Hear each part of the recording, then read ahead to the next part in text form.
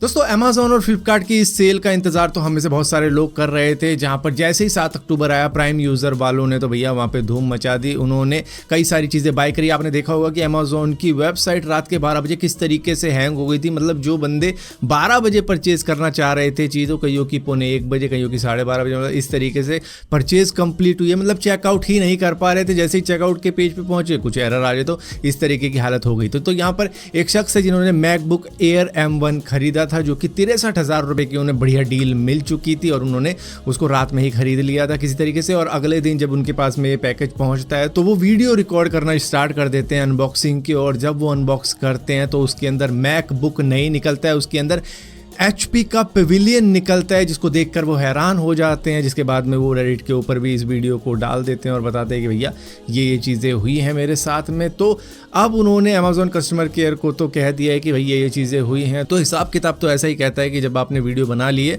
तो आपको रिफंड वगैरह या रिप्लेसमेंट वगैरह मिल जाएगी। लेकिन अभी इनको ये डर है कि जिस डील में मैंने ये चीज़ खरीदी थी शायद आगे चल के मुझे वो डील ना मिले, ये रिफंड वगैरह का प्रोसेस होने में ये सेल ख़त्म हो जाएगी और उसके बाद मैं परचेज कर नहीं पाऊंगा। क्योंकि 7 अक्टूबर को तो भाई प्राइस काफ़ी ज़्यादा डाउन थे, अब तो खैर इंक्रीज़ हो गए होंगे थोड़े बहुत में। क्योंकि मैंने भी उस रात को कुछ चीज़ें खरीदी थी, जैसे कि एक प्रेशर वॉशर खरीद लिया था, एक वैक्यूम क्लीनर खरीद लिया था, और दोनों ही 6-6 हज़ार रुपये के अलग अलग पड़ते मुझे अगर मैं नॉर्मल डे पे ख़रीदता। लेकिन एक मुझे 5,000 का पड़ गया, एक 4200 का पड़ गया। तो भैया काफ़ी ज़्यादा डिस्काउंट मिल गया। लेकिन अभी तक ये पैकेज मेरे घर पे नहीं पहुँचे हैं। जब पहुँचेंगे अनबॉक्सिंग करके मैं भी देख लूँगा कि भाई सब सलामत है या फिर मुझे भी कुछ टूटा फूटा मिल रहा है। दोस्तों पिछले कुछ सालों में इंडियन गवर्नमेंट काफ़ी ज़्यादा स्ट्रिक्ट हुई है चाइनीज़ कंपनियों के ऊपर, चाहे वो शाओमी हो, वीवो हो, ओप्पो हो या फिर दूसरी कुछ कंपनियां हो, जिनकी स्क्रूटनी हुई है, जिनकी जांच पड़ताल हुई है। और निकला भी ये है कि भैया इन्होंने टैक्सेस वैक्सेस की चोरी की है, डायरेक्टली पैसा चाइना को भेज रहे थे, किसी तरीके से जुगाड़ निकाल लिया था इन्होंने भी कि भैया किस तरीके से कम टैक्स दिया जाता है इंडिया के अंदर।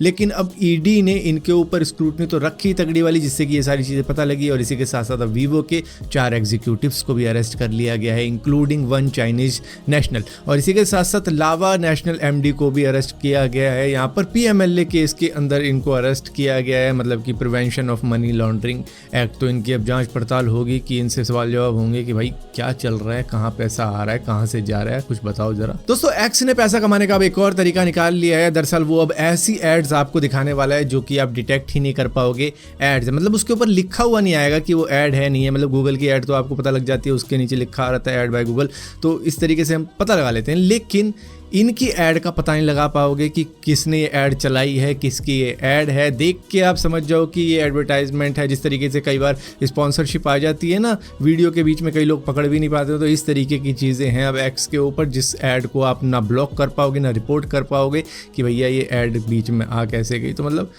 उन्होंने खुली छूट दी अपने एडवर्टाइज़र को कि भाई आप बनाओ अपनी एड्स और डालो एक्स के ऊपर। ऐसा नहीं है कि कहीं और जा रहे हो, यहाँ पे डालो, किसी को पता भी नहीं चलेगा कि आपकी ऐड है और लोग देखेंगे भी। दोस्तों चाइना ने अपने हॉस्पिटल के अंदर मैटरनिटी वार्ड अब कम कर दिए हैं, क्योंकि अब उनके बर्थ रेट में डिक्लाइन आया है। 60 सालों में पहली बार ऐसा हुआ है कि उनका बर्थ रेट उतना नहीं रहा है जितना पहले हुआ करता था, जिसकी वजह से उन्होंने कहा ये मैटरनिटी वार्ड हटा दिए जाने चाहिए। और इसी तरीके से अगर चलता रहा वहाँ पर उनकी पॉपुलेशन आधी हो जाएगी सन 2100 के वक्त में। और अभी तो खैर वो कह रहे हैं कि भाई बच्चे बच्चे पैदा करो, ये सब चीज़ें जो 1 चाइल्ड पॉलिसी थी वो हमने बहुत पहले ही खारिज कर दी है। लेकिन अब लोगों के अंदर आदत हो, ये खर्चे काफ़ी ज़्यादा बढ़ चुके हैं। लेकिन अब वहाँ पे कहती है गवर्नमेंट कि भैया हम पैसे देंगे पालन पोषण के अंदर आपके बच्चे के लिए, उसका मतलब जो मेडिकल एक्सपेंस होगा, जो उसकी पढ़ाई लिखाई होगी वो भी देखेंगे एक हद तक।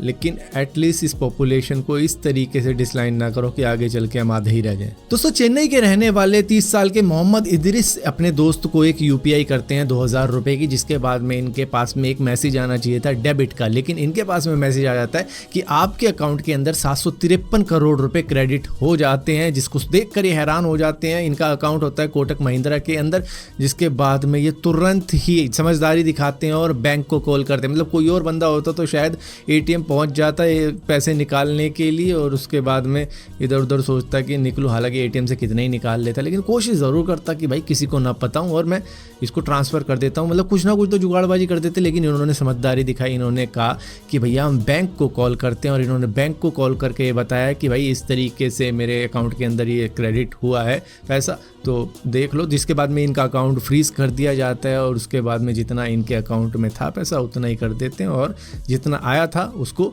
निकाल देते हैं जहाँ का भी था। वो एक एरर हो जाती है, टेक्निकल एरर की वजह से इस तरीके की चीज़ें हुई। अब ये एरर पता नहीं क्यों हो रही है आजकल, क्योंकि अभी रिसेंटली एक कैब ड्राइवर के अकाउंट में भी 9,000 करोड़ रुपए आ चुके थे, जिसको देख के वो हैरान हो गया। जिसके बाद में उसने भी समझदारी दिखाई, वो पुलिस स्टेशन में पहुंच गया और उसने कहा कि मेरे अकाउंट के साथ में कुछ फ्रॉडुलेंट एक्टिविटीज़ हो रही है तो उसको देखो। जिसके बाद में वो सारी चीज़ें भी सॉल्व कर दी जाती हैं। लेकिन अगर किसी फ्रॉड बंदे के अकाउंट में आते ये पैसे तो शायद वो लंदन में जाके बैठ जाता, शायद वो स्विट्ज़रलैंड में जाके बैठ जाता, मतलब वो तो खुश हो जाते ना भाई बैंक में इतने सारे पैसे आ गए, वो कहीं ट्रांसफर मार देते फटाफटी और निकलते वही तुरंत ही देश छोड़ के। दोस्तों, रांची के रहने वाले सिद्धार्थ श्रीवास्तव, जिनकी उम्र सिर्फ 26 साल थी, वो गुरुग्राम के अंदर एक अच्छी खासी इंजीनियरिंग जॉब कर रहे थे।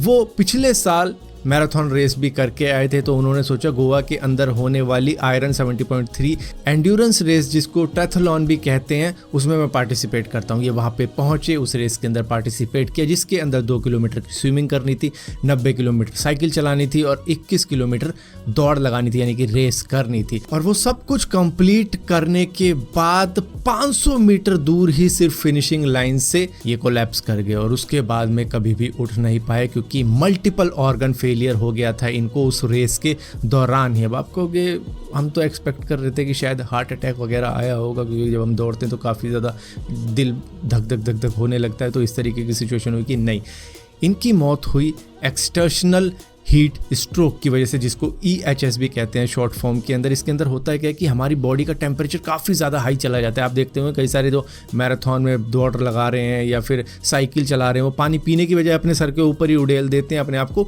ठंडा करने के लिए कि हमारी बॉडी ज़्यादा हीटअप ना हो। लेकिन शायद इनको वाटर नहीं मिला होगा और इनकी बॉडी काफ़ी ज़्यादा हीटअप हो गई, तो इनका टेम्परेचर 40 डिग्री सेल्सियस यानी कि 104 से भी ज़्यादा ऊपर चला गया, जिसकी वजह से न्यूरोलॉजिकल डिस्फंक्शन हो गया। कई बार हम कहते हैं ना बुखार दिमाग में चढ़ जाएगा, ये हो जाएगा, जब टेम्परेचर ज़्यादा हाई हो जाता है तो काफ़ी ज़्यादा रिस्क में पड़ जाता है बंदा। तो उसी तरीके की सिचुएशन हुई, इनके दिमाग में बुखार चढ़ गया उस दौड़ के दौरान ही, और उससे इनके मल्टीपल ऑर्गन फेलियर हो गए और वहीं पर ही कोलैप्स हो गए।